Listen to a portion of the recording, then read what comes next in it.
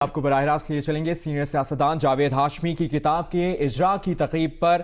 اس موقع پر وزیر ریلوے خواجہ سعد رفیق خطاب کر رہے ہیں۔ لیکن پوری جمہوریت کی بھی ضرورت ہے۔ مجھے معلوم ہے کہ میری گفتگو کے بعد بعض بھوپو جو ٹی وی چینلز پہ بیٹھ کے ڈیوٹی کرتے ہیں وہ زبانیں باہر نکال کے وہ مجھے گالیاں بھی دیں گے اور بڑے بڑے سو کالڈ آئنسٹائن جو ہیں وہ اس پہ باتیں کریں گے۔ ہمیں ان کی مطلق پرواہ نہیں ہے۔ انہیں یہ معلوم نہیں ہے کہ وہ تاریخ کی غلط سائڈ پہ کھڑے ہیں اور ان کا کام صرف سیاستدانوں کی کردار کشی کرنا ہے، اور بعض ایسے لوگ بھی سیاستدانوں کی کردار کشی کر رہے ہیں جو ان کی ذمہ داری نہیں ہے۔ جیسے پچھلے دنوں میرے خلاف آن سلاٹ کیا گیا اور مجھے ایک کرپٹ آدمی بنا کے پیش کرنے کی کوشش کی گئی اور 15 ٹی وی چینلز کو ایک ہی سکرپٹ پیش کیا گیا، وہ میرے پاس بھی آ گیا کہ بھائی اس پہ پروگرام کرو۔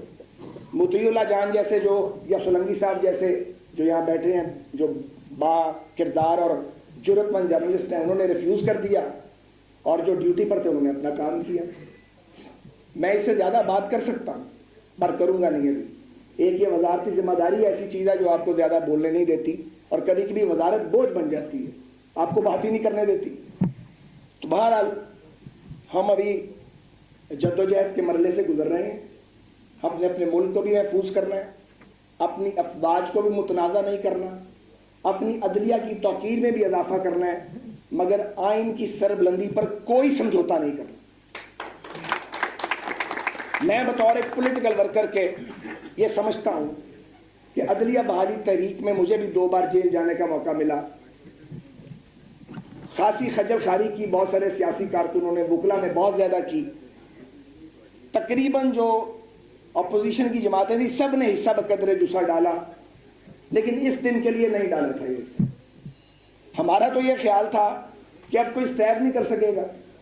ہم تو یہ سمجھتے تھے کہ ایک آزاد عدلیہ کا خواب جو ہم نے دیکھا تھا وہ شرمندہ تعبیر ہو گیا ہے اور مجھے یہ بات کرنے سے کوئی روک نہیں سکتا اور میں بالکل نہیں رکوں گا بات کرنے سے، اس لیے کہ میں نے جیلیں کاٹی ہیں، میرے رفقا نے مار کھائی ہے۔ اس دن کے لیے نہیں کھائی تھی کہ ایسے فیصلے کر دیے جائیں جن پر سوالیہ نشان نہیں لگتے چلے جائیں۔ ایسے فیصلے پاکستانی قوم قبول نہیں کرے گی۔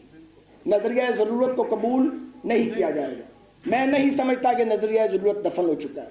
نظریہ ضرورت کو دفن کرنا ہوگا اور اس کی تدفین ہمیں مل کے کرنی پڑے گی۔ میں بالکل یہ دعویٰ نہیں کرتا کہ ہم ملائکہ میں سے ہیں۔ میں کبھی یہ نہیں کہتا کہ ہم غلطیاں نہیں کرتے، ہم سے 1000 غلطیاں ہوتی ہیں، کوتاہیاں ہوتی ہیں، ہماری صفوں میں اچھے برے سب موجود ہوں گے، لیکن آپ جمہوریت کے فلٹر کو چلنے دیں گے تو کوئی جماعت فلٹر ہوگی نا۔ اگر جماعتوں کے قتل کر دیے جائیں گے، اگر لوگوں کو کانٹیکٹ کیا جائے گا کہ وہ اپنی قیادتوں سے بے وفائی کریں اور جب پھر آمریتیں آ جائیں گی تو باقاعدہ جماعتیں بنا دی جائیں گی اور بعض اوقات جماعتیں بغیر آمریت کے دور میں بھی بنا دی جائیں گی، تو جمہوریت کیسے نہ پرورش پائے گی۔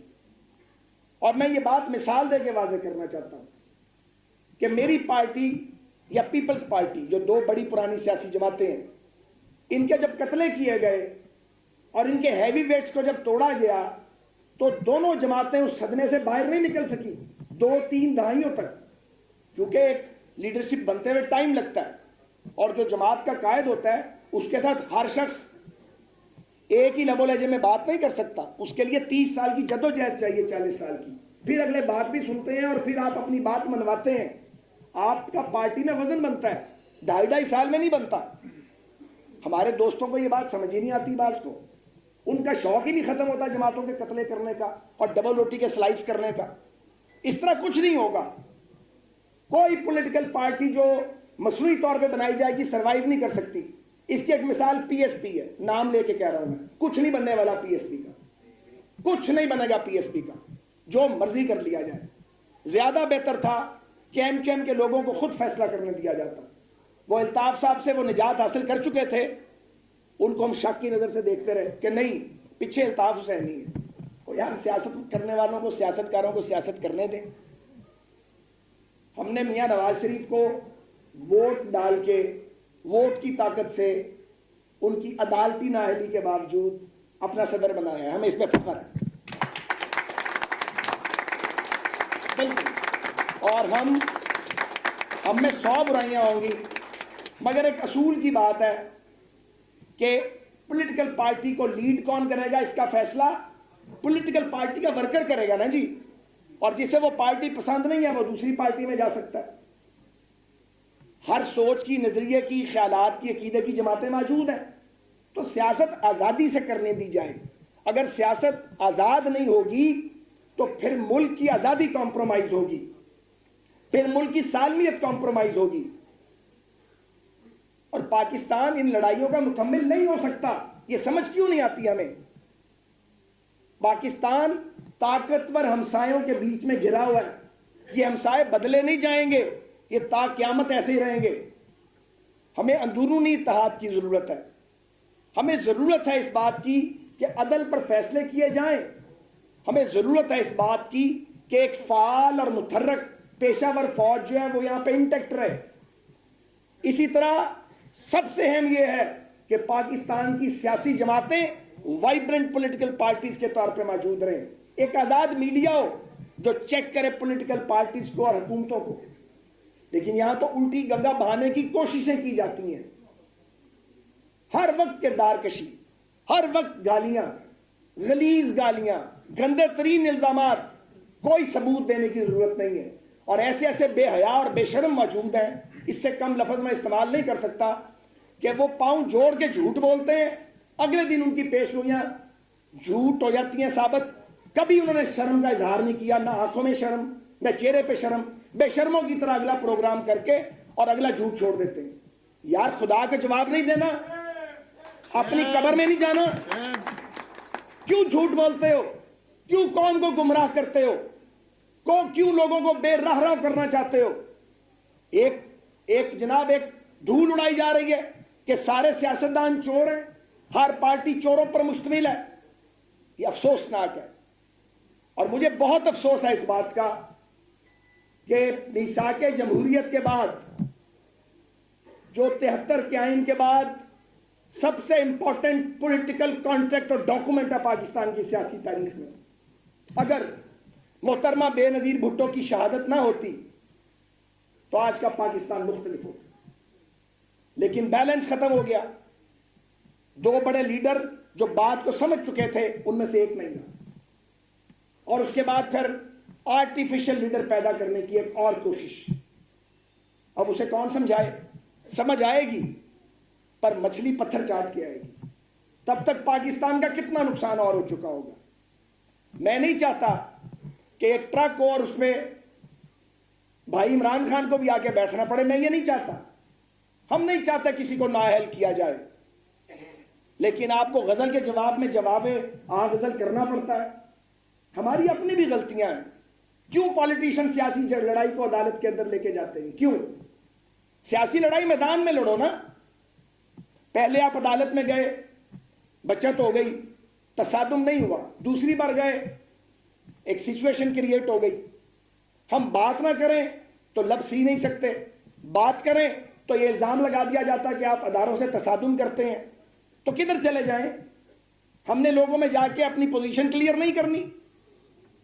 اور یہ صرف ہماری کہانی نہیں ہے, ہم سے زیادہ تو یہ کام پیپلز پارٹی کے ساتھ ہو چکا ہے, اور بھی سیاسی جماعتوں کے ساتھ یہی کچھ کیا گیا اس ملک میں. کسی ایک پارٹی کی کہانی ہے؟ کون سا وزیر اعظم ہے جس پہ الزام نہیں لگا؟ 16 وزراء اعظم کو الزامات لگا کے نکالا گیا, بدترین الزامات. معافی نہیں ملی کسی وزیر اعظم کو. کیا بات ہے؟ ہر بار وزیر اعظم ہی غلط ہوتا ہے, کبھی چیف جسٹس یا چیف آف سٹاف غلط نہیں ہو سکتا؟ کیوں نہیں ہو سکتا؟ کیوں پرویز مشرف کا ہم احتساب نہیں کر سکے؟ ہماری جمہوریت میں اتنی جان تھی, جتنی جان تھی اتنی دیر اس کو روکے رکھا. کیوں چیف جسٹس جو تھے افتخار چودھری, ان کے بیٹے کا معاملہ آیا تو ان کی اکاؤنٹیبلٹی نہیں ہوئی؟ کب تک پاکستان میں یہ نظام چلے گا کہ پالیٹیشنز کو اور سول بیوروکریسی کو تو رگڑ دو, مسل کے رکھ دو, باقی یو کانٹ ٹچ؟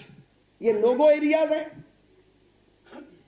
ہم نہیں چاہتے ٹچ کرنا, ہم جھگڑا نہیں کرنا چاہتے, لیکن آپ جب دیوار کے ساتھ لگا دیں گے تو بات کریں گے, بات کرتے کرتے نعرہ بنے گی, نعرہ پھر ایک تحریک بن جائے گا.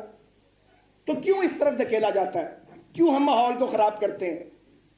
یہ جو اب تک صورتحال بچی ہوئی ہے, یہ اس لیے بچی ہوئی ہے کہ سینئر ایلیمنٹ ہر جگہ موجود ہے, اداروں میں بھی موجود ہے, جماعتوں میں بھی موجود ہے. ہل جل ہونے لگتی ہے, لوگ پکڑ لیتے کہ نہیں, لڑکے بہت دیکھ لیا, لڑائی کا نتیجہ ٹھیک نہیں نکلتا.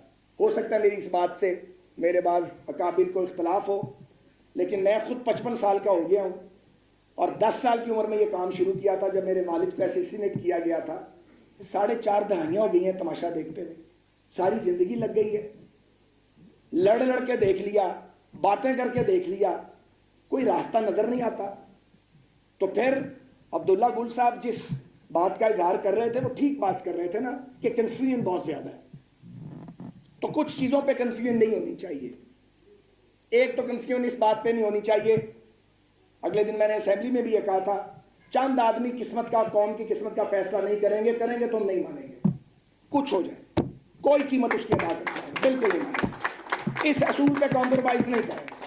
جس اصول کے لیے ہمارے بڑے قبروں میں اتر گئے اس پہ ہم کوئی سمجھوتا نہیں کریں گے. جھگڑا ہمیں کسی کے ساتھ نہیں کرنا، کسی کو ڈیفیم نہیں کرنا. اب بھی وقت ہے، ہم مل کے حالات کو سنبھال سکتے ہیں. پاکستان اداروں کی، سیاسی جماعتوں کی، پارلیمنٹ کی باہمی لڑائی کا متحمل بالکل نہیں ہو سکتا، بالکل نہیں ہو سکتا. کوئی آئیڈیل سچویشن نہیں ہے. آپ ٹرمپ کے بیانات دیکھیں، آپ افغانستان کے حالات دیکھیں، آپ بھارت میں کسی کی حکومت ہو، مودی کی تو خیر ورسٹ حکومت ہے، کسی کی حکومت ہو، انڈین اسٹیبلشمنٹ کا ایجنڈا دیکھیں اگینسٹ پاکستان، اور آپ پھر سی پیک کے خلاف سازشیں دیکھیں. درست کہا گیا یہاں پہ، چونکہ پاکستان کا رخ اب مشرق کی طرف ہو رہا ہے، اس کی قیمت ادا کرنی ہے.